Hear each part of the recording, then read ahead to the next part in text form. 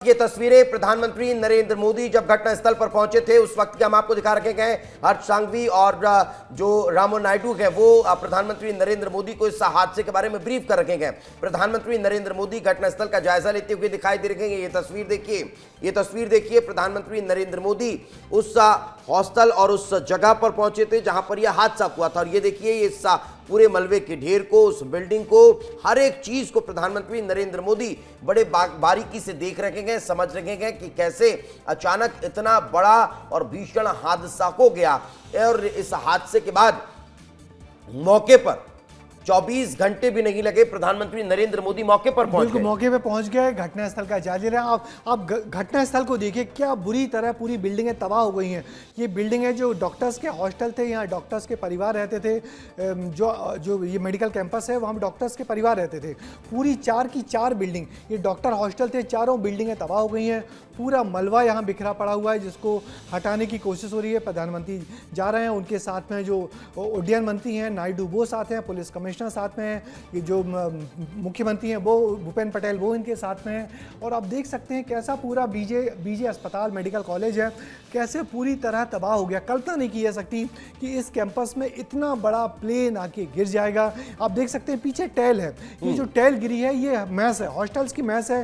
यहाँ उस वक्त डॉक्टर खाना खा रहे थे और अचानक प्लेन जाके सीधा गिरा उस मैस के ऊपर। मैस में कितना ज़्यादा डीजल पेट्रोल फैल गया होगा और उसके बाद जो तबाही मची होगी उसकी आप और हम कल्पना भी नहीं कर सकते होंगे कि कैसे पूरे डॉक्टर्स झुलस गए होंगे, जल गए होंगे। और इस कैंपस के कम से कम 40 से 50 लोग लापता हैं। 20 डॉक्टर्स की मौत की खबर आ रही है जिसकी पुष्टि होना भी बाकी है। और ये गुजरात के गृह मंत्री हैं हर्ष सांघवी जो पूरा ब्यौरा प्रधानमंत्री नरेंद्र मोदी को दे रहे हैं। आप बिल्डिंगों के ऐसा लग रहा है कि जैसे कैसे तबाही है, जैसे बड़ा बम गिरा है। अभी हम लोग ने बिल्कुल, और अगर इस तरह की तस्वीरें हमने गाजा में देखी थी, जो आपको अभी ये नजर आ रही है, क्योंकि मैं कल से जब इन तस्वीरों को देख रहा हूं तो उसके अलावा मेरे जहन में कोई शब्द ही नहीं आ रहा है। क्योंकि ऐसा ही मंजर है, इस तरह की खंडहर बिल्डिंगों को कर देना, वो हमने देखा था कि कैसे यूक्रेन के शहर तबाह हुए थे, कैसे ये इस तरह के मंजर वहां देखने को मिले थे। और वो एक विमान हादसे ने इस तरह इस शहर के एक एरिया को तबाह कर दिया। बिल्कुल, पूरा शहर का एरिया है जो पूरा बुरी तरह, पूरा कैंपस, ये कैंपस तकरीबन 110 एकड़ में फैला हुआ है। अब ये देखिए वो ये स्कूटी की तस्वीर, ये देखिए, मतलब हम यही कल्पना नहीं कर पा रहे हैं कि कितने लोग वहां पर बैठे होंगे, कितने आ रहे जा रहे होंगे। अब चूंकि हॉस्टल एरिया है, हॉस्टल एरिया के बाहर आपको चाय की गुमटी भी नजर आएगी, नाश्ते की दुकान भी नजर आएगी, बच्चे वहां पर बैठते भी हैं, आते जाते भी हैं, बात भी करते हैं। आमतौर पर जो विमान के पायलट होते हैं उनके पास ऐसी इमरजेंसी आती है तो वो लोकेशन ढूंढते हैं कि हम किस जगह पर जाकर सेफ लैंडिंग की कोशिश करवाएं। मगर यहाँ तो सेफ लैंडिंग की उसको वक्त ही नहीं मिला। इतने बड़े रिहायशी इलाके में सीधा प्लेन जाके गिरा, यानी कि पायलट कुछ कर ही नहीं पाया। पायलट जैसे ही टेक ऑफ किया और 5 मिनट के अंदर ही पूरी तबाही मच गई। वो उसके कंट्रोल से बाहर हो गया प्लेन और जहां जा सकता था वहां गिरा और एक इलाके में झुक के नॉर्थ ईस्ट साइड में झुक गया। और नॉर्थ ईस्ट में जो पहली बड़ी कॉलोनी थी, जो इलाका था, वहां जाके गिर गया। बीजे मेडिकल कॉलेज परिसर है ये, पूरा मेडिकल कॉलेज परिसर आग की गोली में तब्दील हो गया। 4 की 4 डॉक्टर्स के जो हॉस्टल से तबाही मच गई, यहाँ पे पूरी बिल्डिंग काली पड़ गई है। ऐसा लगा है जिसकी बहुत बड़ा बम यहाँ जाके फटा है। और निश्चित ही जो प्लेन जिसमें 1.25 लाख लीटर पेट्रोल होगा, जब वो इस इलाके में गिरा होगा तो कोई बम से कम नहीं गिरा होगा। और यही वजह कि पूरी बिल्डिंगें पूरी काली पड़ गई हैं, झुलस गई हैं। अंदर बैठे लोगों की क्या हालत हुई होगी कल्पना से परे है। यहाँ जो लोग होंगे उनकी क्या हालत हो गई उसके यहाँ पर हम कल्पना भी नहीं कर सकते। 20 से ज्यादा लोगों की मौत है। क्या भविष्य में इस तरह के हादसों को रोकने के लिए कोई उपाय किए जा सकते हैं? जैसे अगर हम इसी हादसे का जिक्र करें तो ये विमान दिल्ली से अहमदाबाद पहुंचा, 2 घंटे रुका और उसके बाद सीधे लंदन के लिए रवाना हो रहा था।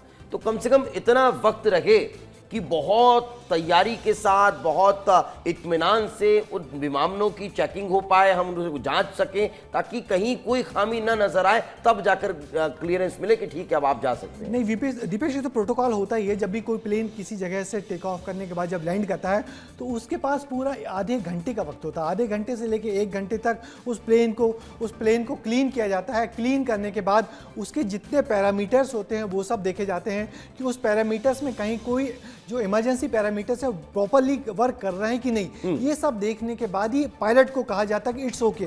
फिर जब पायलट अपने कॉकपिट में बैठता है तो कॉकपिट में फिर वो सारे जितने पैरामीटर्स होते हैं वो सब चेक करता है। उसके बाद प्लेन का इंजन स्टार्ट किया जाता है। जब प्लेन का इंजन स्टार्ट किया जाता है उसके बाद भी 5 और 10 मिनट का पूरा वक्त होता है कि प्लेन का इंजन एक के बाद दोनों इंजन स्टार्ट होते हैं।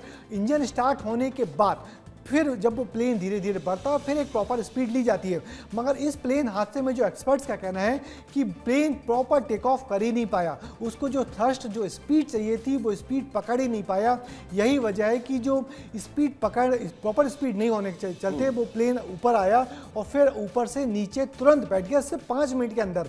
आप कल्पना नहीं कर सकते कि 5 मिनट में उस पायलट के पास कुछ भी नहीं था कुछ कहने के लिए, कुछ करने के लिए। उसने सिर्फ एक मैसेज कन्वे कर पाया, मे डे, यानी कि मेरी मदद करो, मैं मुसीबत में हूं। मगर क्या मुसीबत है वो कन्वे नहीं कर पाया। आखिरी मैसेज पायलट का, और जो पायलट भी ऐसे वैसे नहीं थे, पायलट समीर सबरवार और कुलैब कुंदर, ये दोनों बहुत एक्सपर्ट थे, बहुत इनके पास लंबा एक्सपीरियंस था। समीर सबरवाल का अगर हम जिक्र करें ब्रजेश जी तो 8200 घंटे का अनुभव है उन्हें अपना विमान उड़ाने का, और ये फ्लाइट इंस्ट्रक्टर थे। ये इन्होंने कई लोगों को प्लेन उड़ाना सिखाया है। और ये प्लेन भी कोई छोटा मोटा नहीं था, प्लेन बोइंग का ड्रीम लाइनर प्लेन था, जो बोइंग की एकदम नई सीरीज है। सिर्फ 10 साल पुराना प्लेन है। 30 साल पुराने प्लेन उड़ते रहते हैं जिनमें कुछ नहीं होता, और ये तो सिर्फ 10 साल पुराना प्लेन था जो उड़ते ही ऐसा लगता है कि वो उसको जो पूरा थ्रस्ट था वो नहीं, रनवे पर प्रॉपर पावर नहीं मिला उसको। जो दो तरह की बातें हो रही हैं। एक थ्योरी ये भी निकलकर सामने आ रही है कि जो टेक ऑफ करने के लिए गियर चेंज करते हैं और उड़ता है जब विमान, तो उसके कहीं अटकने की वजह से भी एक हादसा हुआ कि प्रॉपर वो नहीं हो पाया और उतनी ऊंचाई नहीं जा पाई। हाँ, आज एक फोटो इस प्लेन का छपा है कि जो लैंडिंग गियर है वो लैंडिंग गियर प्रॉपर्ली बंद नहीं हुए। उसके भी फोटो इसमें दिख रहे हैं। हुआ वही कि आमतौर पर जब प्लेन टेक ऑफ करता है तो टेक ऑफ के बाद फिर जो लैंडिंग गियर होते हैं ऑटोमेटिक बंद हो जाते हैं, फिर प्लेन ऊपर होता है लगता है। मगर ये लैंडिंग गियर उसके पहिए प्रॉपर्ली अंदर हो ही नहीं पाए और इतने में ही प्लेन नीचे बैठ गया, यानी कि उसको प्रॉपर स्पीड नहीं मिली जिससे प्रॉपर्ली टेक ऑफ नहीं कर पाया। या तो जो स्पीड का जो इंडिकेटर था वो कुछ गड़बड़ हो गया, उसने गलत आंकड़ा दिखाया, और यही वजह कि जब उड़ता है प्लेन, आप देख सकते हैं प्रधानमंत्री पूरा समझने की कोशिश कर रहे हैं कि आखिर हुआ क्या होगा, क्योंकि उनके पास भी लंबा अनुभव है प्लेन में उड़ने का, वो सब चीज़ें बहुत अच्छी तरह जानते हैं। और वो अब एक्सपर्ट से पूछ रहे हैं कि आखिर हुआ क्या होगा, कैसे हुआ होगा, कैसे प्लेन गिरा होगा और कैसे उसके बाद गिरने के बाद कैसे राहत कार्य शुरू किया होगा। प्रधानमंत्री की तस्वीरें आप देख सकते हैं घटनास्थल से। घटनास्थल है बीजे मेडिकल कॉलेज का परिसर। आप देखो जो उड्डयन मंत्री नायडू यही बता रहे हैं कि प्लेन ने टेक ऑफ किया और फिर गिर गया। उनके साथ जो गृह मंत्री हर्ष संघवी हैं वो भी बहुत अनुभवी व्यक्ति हैं, वो भी बता रहे हैं कि आखिर हुआ क्या होगा।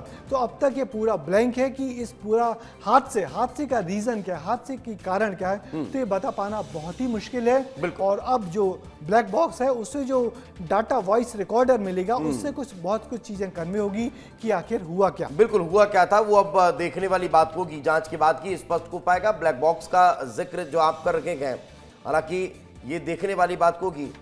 ये तस्वीरें इस वक्त हम आपको दिखा रखे हैं। जिस बात का जिक्र ब्रजेश जी आप और हम कर रहे थे कि ब्लैक बॉक्स तो कहीं ना कहीं राज खुलने वाला ही है और ब्लैक बॉक्स से कई चीज़ें पता चलकर सामने आएंगी, लेकिन हम विश्वास कुमार रमेश का भी जिक्र कर रहे हैं। हालांकि जो वो बार बार बता रहे हैं, कह चुके हैं कि जैसे कि हम उड़ने के कुछ सेकंड बाद ही अचानक से गड़बड़ी आई और फिर गेट खुला, मैं गिर गया। उसके बाद का जो मंजर है वो आपको और हमारे सामने। 1996 में 12 नवंबर को जब मैं दिल्ली में था तो चरखी दादरी कवरेज के लिए गया था। चरखी दादरी कवरेज में भी जो बड़ा प्लेन हादसा हुआ था, इसमें 350 लोग आए थे, उसमें भी एक व्यक्ति जिंदा बच गया था जो पीछे की सीट पर बैठा हुआ था।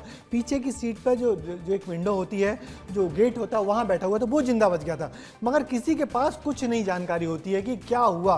प्लेन टेक ऑफ करता है, आदमी थोड़े तनाव में होता है, उसके बाद टेक ऑफ के तुरंत बाद हो गया। मैंने आमतौर पे एक बड़ा लंबा वक्त होता है जब लोगों को पता लगता है। कई दफ़ा हम लोगों ने देखे अंदर के प्लेन के शॉट्स आते हैं कि प्लेन में जो टर्मोइल होता है, उस टर्मोइल में लोग कहीं भगवान का नाम लेते हैं, कहीं कुछ कहते हैं कि क्या होगा, कैसे बचेगा।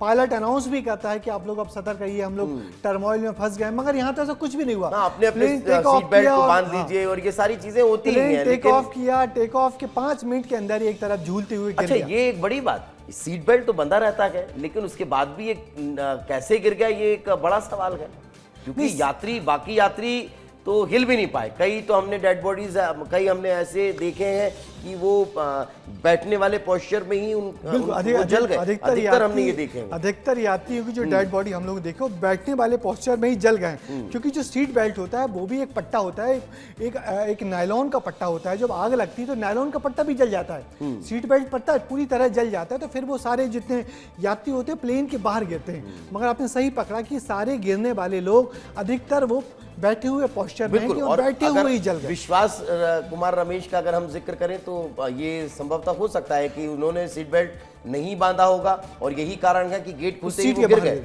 सीधे बाहर गिर गए। यही वो सीट के बाहर, कई दफा सीट उछल के बाहर गिर जाती है। ये भी होता है, सीट के साथ ही पूरे बाहर गिर जाते हैं। सीट तो बहुत लगी होती है, मगर कुल मिला के इसमें एक बड़ा चमत्कार यही हुआ है कि विश्वास रमेश जो बच गए हैं वो एक बहुत बड़ा चमत्कार है। लोग उनसे जानना चाहेंगे, मगर जैसे कि उन्हें शुरुआती बयान में दिया है कि मुझे कुछ समझ में नहीं आया, हमने तो प्लेन टेक ऑफ किया और फिर टेक ऑफ करते ही हम बाहर आके गिर गए। मगर प्रधानमंत्री सारी चीज़ों को समझने की कोशिश कर रहे हैं कि आखिर हुआ क्या होगा। और चूँकि ये सबसे बड़ी बात कि पूरा जो घटना स्थल है 20 शहर में है, दो बड़े अस्पतालों के पास है, मगर उस सब के बावजूद भी अस्पताल के डॉक्टर्स, अस्पताल का स्टाफ किसी को बचा नहीं पाया। दीपेश, इससे ज़्यादा मजबूरी, इससे ज़्यादा बेबसी, इससे ज़्यादा व्यवस्था क्या हुई होगी? बल्कि डॉक्टर्स खुद शिकार हो गए इस हादसे का, क्योंकि उन्हीं के हॉस्टल में वही लोग मेस में भोजन कर रहे थे, बगल में किचन दिखाई दे रहा था, खाना बिखरा हुआ पड़ा था, जो थालियां लगी हुई थी वो अधूरी छूट गई। तो ये तमाम जो तस्वीरें निकल कर सामने आए उन्होंने हैरान कर दिया, लोगों के रोंगटे खड़े हो गए कि देखिए किस तरह का मंजर है। और ये कहते हैं ना कि मौत कहीं भी कभी भी कैसे भी आ सकती है, और वहीं यहाँ पर नज़र भी आया। सब लोग बहुत खुश थे, इत्मीनान से अपनी यात्रा के लिए रवाना हो रहे थे। कोई परिवार के साथ सेल्फी ले रहा था, कोई वीडियो बना रहा था। हमने देखा है कि कई लोग जब प्लेन टेक ऑफ और लैंड करता है तो उस वक्त विंडो से बाहर की तस्वीरें और वीडियो बनाते हैं, क्योंकि वो बहुत अच्छा मंजर होता है। जब प्लेन उड़ता है तो फिर बाहर का वीडियो जो आता है पूरा शहर आपको दिखाई देता है। तो ये सारी चीजें इस विमान के अंदर लोग कर रहे होंगे, लेकिन उसी बीच इतना बड़ा हादसा हो जाना ये हैरान कर रहा है, डरा भी रहा है कि अब सबसे सेफ अगर यात्रा कोई मानी जाती है तो विमान यात्रा मानी जाती है, लेकिन वो यात्रा भी अब इतनी डरावनी हो रही है, इतने बड़े हादसे निकल कर सामने आ रखेंगे तो हर कोई हैरान है। लेकिन ये तस्वीरें इस वक्त हम आपको दिखा रहे हैं।